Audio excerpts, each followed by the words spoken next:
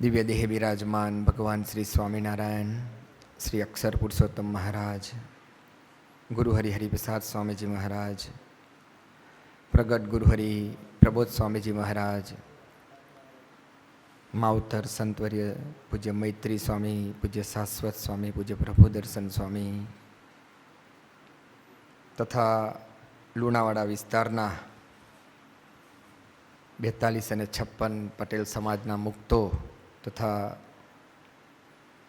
લુણાવાડા સમગ્ર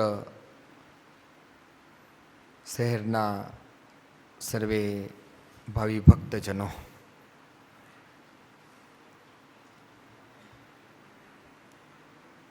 ગુરુ હરિપ્રસાદ સ્વામીજી મહારાજ વર્ષો પહેલાં અહીંયા વિચરણ કરતા, ખૂબ આવતા. અત્યારે જે પ્રગટ ગુરુ હરિ પ્રબોધ સ્વામીજી મહારાજ બિરાજમાન છે એ પણ 2003થી 2007, 8, 9 સુધી એમણે પણ આ ધરાને વિચરણમાં ગ્રહણ કરી છે. પૂજ્ય મિલિંદભાઈએ કહ્યું આપણને કે આવા પવિત્ર પુરુષો ધરતી પર માણસનો સ્વભાવ હોય. અત્યારે આપણે કદાચ હોલમાં અહીંયા બેઠા છીએ, બહાર નીકળીએ અને કદાચ કોઈક વ્યક્તિ બૂમાબૂમ કરતો હોય અને તમારામાંથી કોઈક એને ઓળખતું હોય એટલે તમે તરત જ અમને કહેવા આવો કે સ્વામી તો આવો જ છે, એનો સ્વભાવ જ આવો છે. કોઈનો ભરભડીઓનો સ્વભાવ હોય, કોઈનો ગુસ્સો કરવાનો સ્વભાવ હોય, કોઈને ખટપટ મારી તારી કરવાનો સ્વભાવ હોય. દરેક વ્યક્તિના સ્વભાવ છે.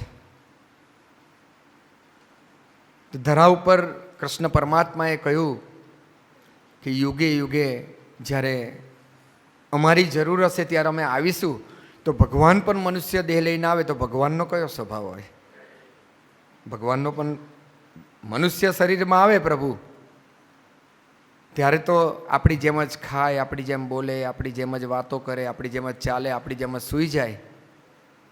એટલે જ તો આપણને એમની સાથે પ્રીતિ થાય છે.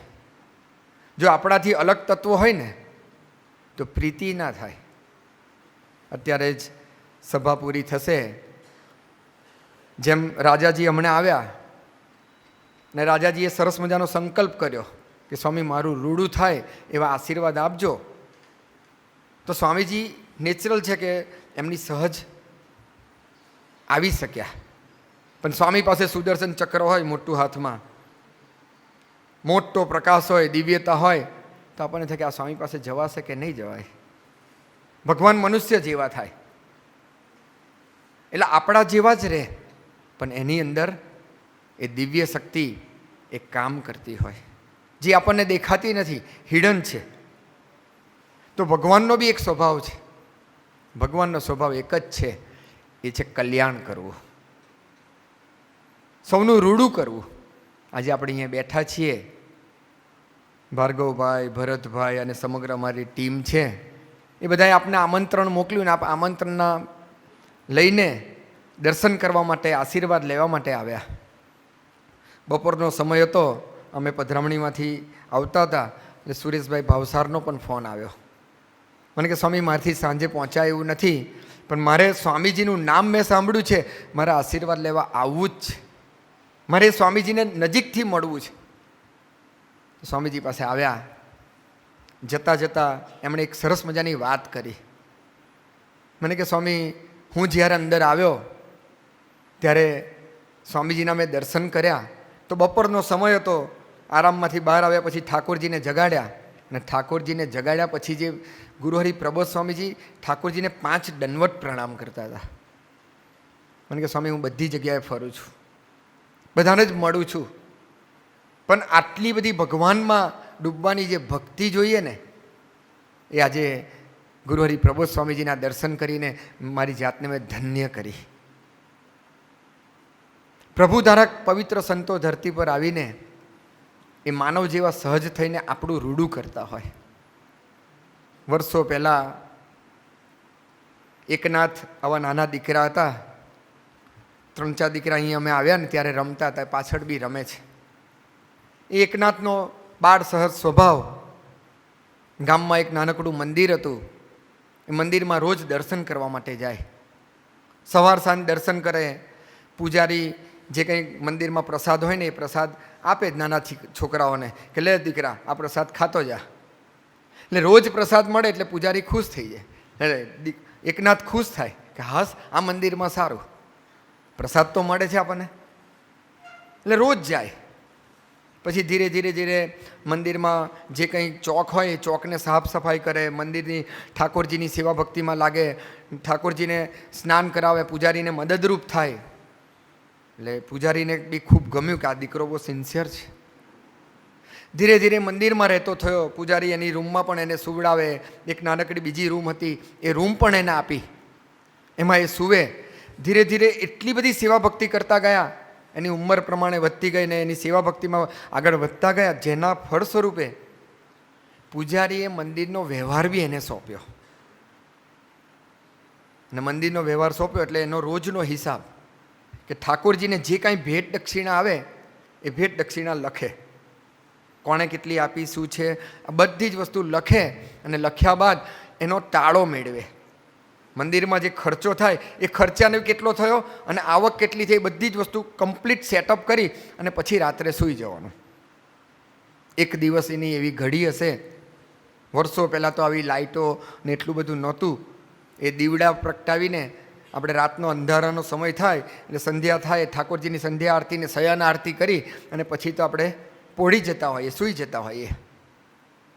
એક દિવસ એના રૂમને લાઇટ ચાલુ રહે એટલે પૂજારી અંદરથી બબડતા બબડતા બહાર નીકળ્યા કે બચ્ચે લોગ ભી कैसे होते हैं, नादान है, कुछ ध्यान नहीं रखते हैं. अरे एकनाथ बत्ती क्यों नहीं बुझाई?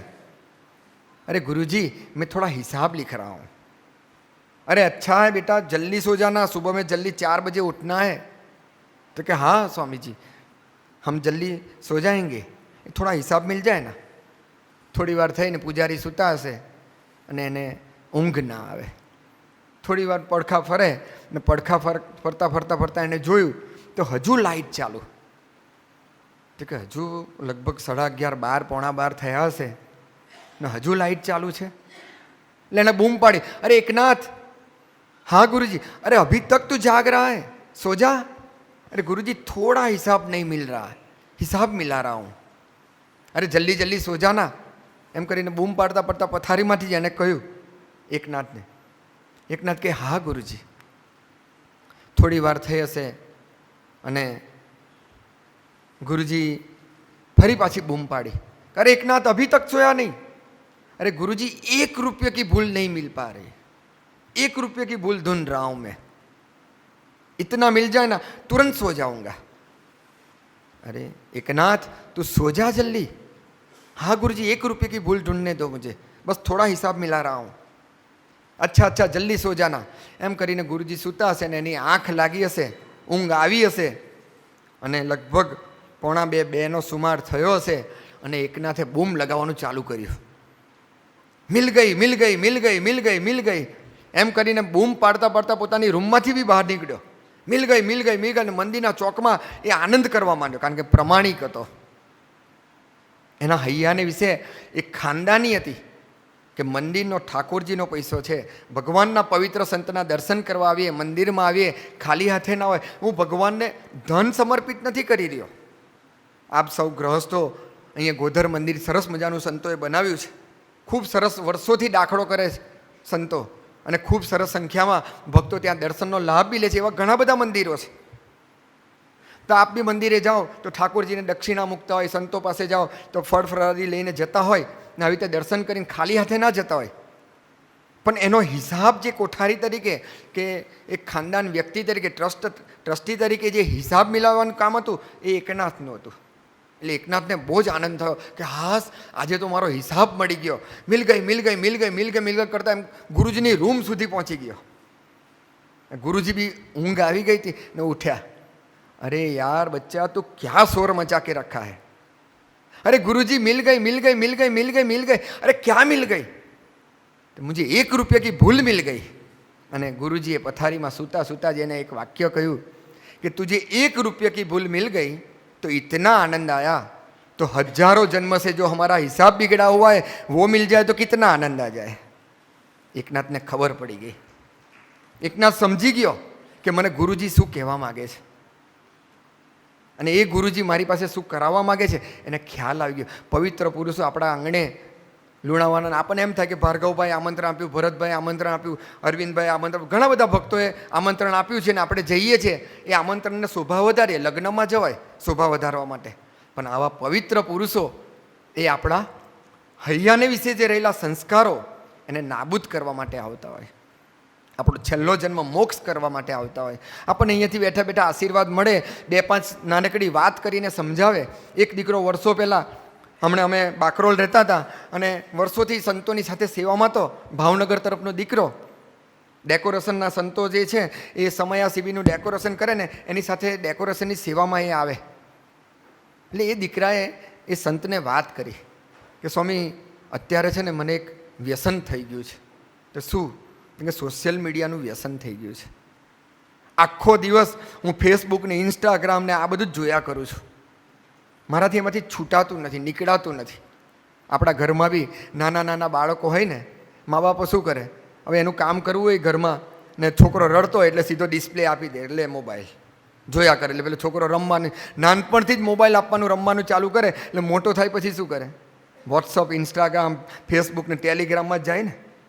આપ સૌ તો અહીંયા ઘણા બધા ભણેલા વ્યક્તિઓ બેઠા છો, અભ્યાસુ વ્યક્તિઓ બેઠા છો. આપણને બધાને અહીંયા સિલેક્ટ કરીને બધાને વારાફરતી આમંત્રણ આપીને બોલાવ્યા છે. બહુ ધ્યાન રાખવા જેવું છે. અત્યારે જે વાતાવરણની અંદર, આ કળિયુગના વાતાવરણમાં સોશિયલ મીડિયાનું જે એડિક્ટ થઈ ગયું છે એ બહુ જ આપણા માટે નુકસાનકારક છે. વ્યક્તિ એમાંથી નીકળી નથી શકતો, પાગલ થઈ જાય છે એની પાછળ ને પાછળ, અને અભ્યાસ બી બગાડે. ગુરુ હરિપ્રભુ સ્વામી તો એક દીકરા આવ્યો હતો અને નાનકડા દીકરા કે સ્વામી મારે 80% માર્ક્સ લાવવા છે, પાસ થવું છે, આશીર્વાદ આપો ને. પ્રભુ સ્વામી એને એક જ લીટી સમજાય પેલા દીકરાને કે જો તું મોબાઈલ નહીં પકડે ને તારા 80% માર્ક્સ આવી જશે. અને એ અમારો મંગલેશ્વરનો દીકરો મને કે સ્વામી મને કોઈ દિવસ સ્કૂલમાં પણ હું રેગ્યુલર ના જાઉં, 11મા ધોરણમાં ભણતો હતો, મને કે સ્કૂલમાં પણ રેગ્યુલર ના જાઉં, પણ સ્વામીજીએ મને જે દિવસથી આશીર્વાદ આપ્યા ને કે તારે મોબાઈલ નહીં પકડો, મેં એક આજ્ઞા સરદાર પાડી, મોબાઈલ ના પકડ્યો. જેના ફળસ્વરૂપે સ્વામી કે હું સ્કૂલમાં બી પાસ થઈ ગયો ને મારા સાહેબ અત્યારે વિચારમાં છે કે તું પાસ કેવી રીતે થયો, પણ મેં પ્રબોધ સ્વામીની આજ્ઞા પાડીને એને લઈને મેં મોબાઈલ છોડી દીધો, હું પાસ થઈ ગયો. તે પેલા દીકરાએ બી સંતોએ કહ્યું કે ચાલ તો આપણે ગુરુ હરિ પાસે જઈએ. પ્રબોધ સ્વામીજી મહારાજ પાસે લઈ આવ્યા, સ્વામીજીને વાત કરી. હું બી બાજુમાં જ ઊભો હતો, વિચારતો હતો કે સ્વામીજી શું એને આન્સર કરશે, સ્વામીજી શું એને સમજાવશે. એટલે બાજુમાં ઊભો હું સાંભળું. પેલા સંતે સ્વામીજી પાસે એને દર્શન કરાવડાયા. દર્શન કરાવીને કહ્યું કે સ્વામી આ દીકરો ભાવનગર તરફનો છે અને એને સોશિયલ મીડિયાનું એડિક્ટ થઈ ગયું છે. એટલે દીકરો રડી પડ્યો કે સ્વામી મારે છોડવું છે પણ છૂટતું નથી. હમણાં થોડા દિવસ પહેલાં સ્વામીજી પાસે એક ભાઈ આવ્યા હતા, મુંબઈના હતા. મને કે સ્વામી મારે પડીકી છોડવી, તમાકુ ખાવું છું ને તમાકુ છોડવું છે, પાન ફાકી માવામાં મારું બહુ જીવન જાય છે. પ્રભુ સ્વામીજી એને ઊભા ઊભા એક જ વાત સમજાવી કે તમારે ત્યારે ખાવાનું કે સામે ચાલીને તમારા મોઢામાં આવે ને ત્યારે તમારે ખાવાનું. ફાકી ખાવાનું તમે કહો ને કે મારાથી છૂટતી નથી, પણ તમે તમારા ખિસ્સામાં રાખો છો તો તમારાથી ખવાય છે ને, તમારી સાથે રાખો છો, તમે દુકાનમાંથી લાવો છો તો ખવાય છે ને. જેને છોડવું હોય ને ગુરુહરિએ એક જ રસ્તો બતાવે, તમારા મોઢામાં સામેથી આવે ને. નાનકડી વાત છે. અત્યારે બી આપણને એવા નાના નાના આશીર્વાદ મળશે, પણ આપણા જીવતરને એ ધન્ય કરનારા આશીર્વાદ હોય, આપણા જીવતરને પવિત્ર કરનારા આશીર્વાદ હોય. અત્યારે જે આપણે બેઠા છીએ એ આપણા અબજો જન્મના સંસ્કાર છે. એ સંસ્કારને લઈને આપણું પ્રારબ્ધ આપણને ક્યારેય છોડતું નથી. શાસ્ત્રમાં એવું કહ્યું છે ગીતામાં કે પ્રારબ્ધ તો ત્યારે જ નાશ થાય કે જ્યારે પવિત્ર પુરુષ ધરતી પર વિચરતા હોય અને એ તમારા માટે સંકલ્પ કરે ને તો નાશ થાય. કા પછી છેલ્લા ને 7 અને 11ના વચનામૃત પ્રમાણે જેવા ભગવાનને ભગવાનના ભક્તો વાલા છે એવા તમને જેવા દેહને દેહના સગા સંબંધી વાલા છે એવા ભગવાનને ભગવાનના ભક્તો વાલા થાય તો તમારું પ્રારબ્ધ જાય. અહીંયા સંતો આવે છે, શાશ્વત સ્વામી પ્રભુ દર્શન સ્વામીજી અહીંયા આવે છે. વાત કરી એ શાશ્વત સ્વામી એ ગોલ્ડ મેડાલિસ્ટ છે એગ્રીકલ્ચરમાં. પ્રભુ દર્શન સ્વામી એણે બાયોટેકમાં માસ્ટર્સ કર્યું છે, ખૂબ ભણેલા બંને સંતો છે. આપણી પાસે આવે, આપણી સાથે બેસે, આપણા જેવા થવા માટે, આપણી સાથે હેત કરીને તમે સારા માર્ગે ચાલો એના માટે આપણા જેવા સહજ થાય. પણ એમની સાથે મિત્રતા થઈ જાય, જેના ફળ સ્વરૂપે પ્રગટ ગુરુહરિ પ્રબોધ સ્વામી મહારાજને આપણને આશીર્વાદ મળે અને એ આશીર્વાદથી આપણું જીવતર બદલાય. પેલા દીકરાના જીવનમાં પણ એવું જ ચેન્જ થયો. સ્વામીજી એની પાસે વાત કરી અને તરત જ પ્રભુ સ્વામી એને પૂછ્યું કે કેમ છૂટતું નથી? તો કે સ્વામી બહુ પ્રયત્ન કરું છું, પણ મને ઇન્સ્ટાગ્રામમાં જવું જ પડે છે, મારે ફેસબુકમાં જવું જ પડે છે, થોડીક વાર રાખું મોબાઈલનો સંયમ અને પાછું મારથી ખુલી જાય છે. મને કંઈક રસ્તો આપો, મને આશીર્વાદ આપો. જો પવિત્ર પુરુષ કેવા સહજ હોય, કેટલા નેચરલ હોય. આપણને બધાને એમ કે કળિયુગ દુર્યોધન અને અર્જુન વચ્ચેનું જ્યારે યુદ્ધ થયું તો દુર્યોધને માગ્યું કે મને બધી જ તમારી સેના જોઈએ. તો અર્જુન હવે શું કરશે? ત્યારે અર્જુન કહ્યું કે મને કૃષ્ણ જ જોઈએ છે. એ જેને માગ્યું ત્યારે આપણને બધાને વિચાર આવતો હોય કે હવે કૃષ્ણ શું કરવાનું? કૃષ્ણ તો એવું બી કહ્યું કે હું હથિયાર નહીં લઉં, હું તારો સારથી જ બનીશ, બીજું કાંઈ ના કરું. તો હવે નિહતતા કૃષ્ણ શું કરશે? ને પેલી પાસે તો ત્યાં જુઓ તો કેટલી મોટી સેના. પણ કૃષ્ણ પરમાત્મા છેલ્લે કહે છે, જ્યારે યુદ્ધનો વિરામ થયો અને યુદ્ધ વિરામ પછી કૃષ્ણ પરમાત્મા અર્જુનને કહે છે કે હે પાર્થ, આજે તમે નીચે ઉતરી જાઓ. તો કે ના, રોજ તો તમે પહેલાં ઉતરો છો સારથી તરીકે. અરે હું કહું છું ને, જો આટલા દિવસોના અનુભવ પછી પણ જીવની વિચારધારા કેવી છે? આપણે બધા જીવ છીએ. અમારા હરિપ્રસાદ સ્વામીજી કાયમ કહેતા કે આપણે બધા અર્જુન છીએ, કૃષ્ણ જોઈએ.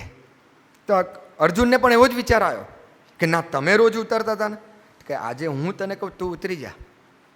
પછી અર્જુન ઉતર્યા, થોડે દૂર ગયા, કૃષ્ણ પરમાત્મા ઉતર્યા અને આખો રથ બ્લાસ્ટ થઈ ગયો.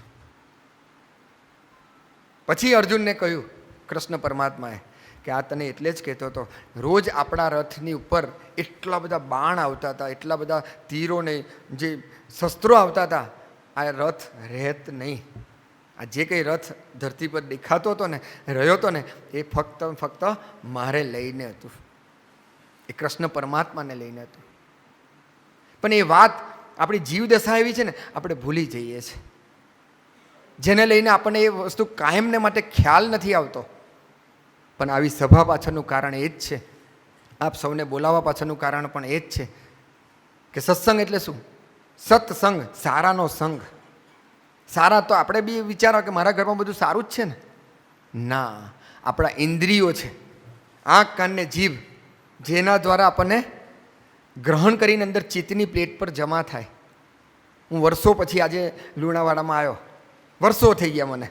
પણ જેવો આવ્યો ને તો ભરતભાઈને બધી વાતો કરતા, હું આ જગ્યાએ જતો, આ જગ્યાએ, તો મને કેટલા વર્ષ પછી આવ્યો તોય પણ યાદ હતું. તે યાદ કેવી રીતે રહ્યું? એ આપણી ચિત્તની પ્લેટ પર જમા થાય.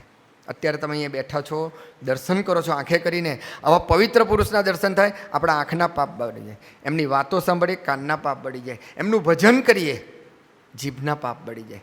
એટલે માટે અહીંયા આવ્યા છે. પણ એ વાત આપણને ભૂલાઈ જાય છે. પેલા નાનકડા દીકરાને, ભાવનગરના દીકરાને સ્વામીએ વાત કરી કે ભલે તને ઇન્સ્ટાગ્રામ ગમે જ છે ને, તો તું જોજે. ફેસબુક ગમે છે ને, ફેસબુકમાં જવાની છૂટ, તને પોસ્ટ કરવાની છૂટ. તો હું વિચારમાં પડ્યો કે સ્વામી એને છૂટ આપી, તો સ્વામી એની રક્ષા કેવી રીતે કરશે? હવે જે વ્યક્તિ એવું કહે છે કે મારે આમાંથી નીકળી જવું છે, અને સ્વામીએ સામે ચાલીને છૂટ આપી, ત્યાં આગળ પછી બીજું સેન્ટેન્સ સ્વામીજી એક વાત બોલ્યા કે તને સંતો અને કાર્યકર્તા ભાઈઓ છે, તું એના સંપર્કમાં છે, એ તને ભગવાનની મૂર્તિ મોકલે છે વોટ્સઅપ પર? તો કે હા સ્વામી, આવે છે ને. બસ તો આપણે એક કામ કરવાનું, જ્યારે તમે ફેસબુકમાં જાઓ કે ઇન્સ્ટાગ્રામ પર જાઓ કે સોશિયલ મીડિયા પર જાઓ ને, ત્યારે તમારે જેટલી વાર જોવું એટલી વાર જવાની છૂટ, પણ એટલી જ વાર તમને મોકલેલી મૂર્તિ છે ને, એ મૂર્તિને તમારે જોવાના, દર્શન કરવાના. આથી એક નિયમ બનાવી દે. એટલે હું વિચારમાં પડ્યો કે સ્વામી આને કહ્યું, એવું તો ઘણા બધાને કહીએ છીએ. આપણે સવારની પરમાં રોજ જ આપણા ગ્રુપમાં એક પોસ્ટ કરતા જોઈએ ભગવાનની મૂર્તિ. પછી સ્વામીજી એમનું લોજિક સમજાયું કે જેમ જેમ તું પોઝિટિવિટી હૈયાની વિશે નાખીશ ને. આપણે વર્ષો પહેલાં એક પ્રયોગ ભણતા હતા સ્કૂલમાં, અને અત્યારે ઘણા બધા ટીચરો પણ ગુજરાતી સ્કૂલમાં એ પ્રયોગ ભણાવતા હશે. એક કાચનો ગ્લાસ હોય, એમાં આખો પાણીથી છલોછલ ભરી દીધો હોય, એમાં શાહીનું એક ટીપું નાખીએ તો આખો ગ્લાસ બ્લુ કે રેડ થઈ જાય. પેલું એક જ ટીપું છે. નેગેટિવિટી એક જ ડ્રોપ્સ પડે, આખું બધું જ બ્લુ થઈ ગયું.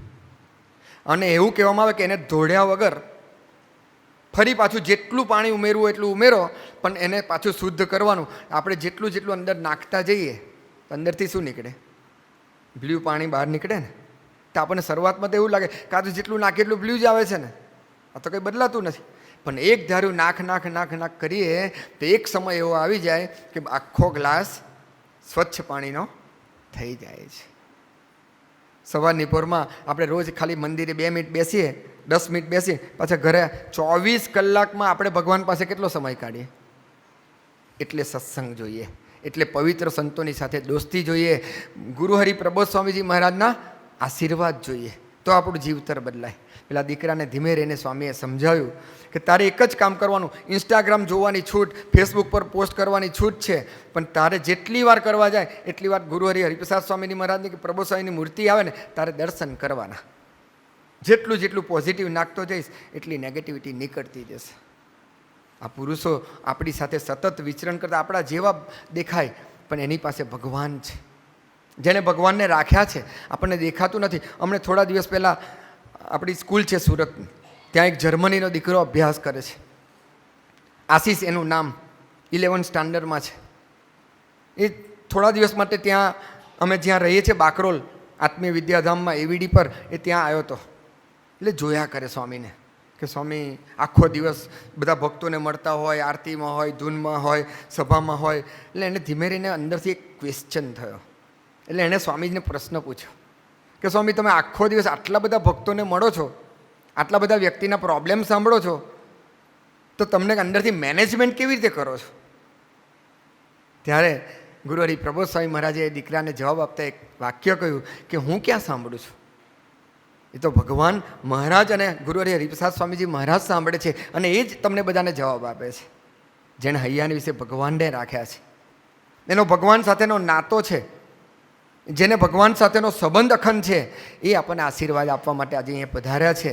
તો આજના મંગલકારી દિવસે આપણે બધાએ લુણાવાડી ધરતીની પર જેટલા બી ભક્તો આજે બિરાજમાન છો, તમારા મિત્રોને પણ એ વાત કરજો જ્યારે સાનુકૂળતા હોય. આ વર્ષે પણ જે એનાઉન્સ કરીને આપણને કહ્યું ને કે ભરૂચમાં યુવા મહોત્સવ ઉજવવાના છીએ. દર વર્ષે એક યુવા મહોત્સવ મોટામાં મોટો થાય. ગઈ સાલ અમદાવાદની ધરતી ઉપર 2.5 લાખ જેટલા યુવાનો એકત્રિત થયા હતા. ભરતભાઈને બધા મિત્રો ત્યાં આવ્યા હતા, દર્શન કર્યા હતા. એ યુવાનીને ધન્ય બનાવવા માટે દર વર્ષે ગુરુહરિ પ્રબોધ સ્વામીજી મહારાજ યુવા મહોત્સવ ઉજવે છે, અને આવા અલગ અલગ વિસ્તારોમાં ફરીને ત્યાં ભક્તજનની રક્ષા થાય, એ યુવાનોની રક્ષા થાય, એવો એક ધાર્યું એ પોતે દાખલો કરી રહ્યા છે. તો આપણે પણ આ સેવા યજ્ઞમાં નિમિત્ત બનવું છે. એમનું સૂત્ર છે કે હું તો નિમિત્ત માત્ર છું. મને ભરતભાઈ અહીંયા બેઠા બેઠા બધી વાતો કરતા હતા. અમે થોડા વહેલા આવ્યા હતા. મને કે સ્વામી એક વાત કહું. હું કહું શું?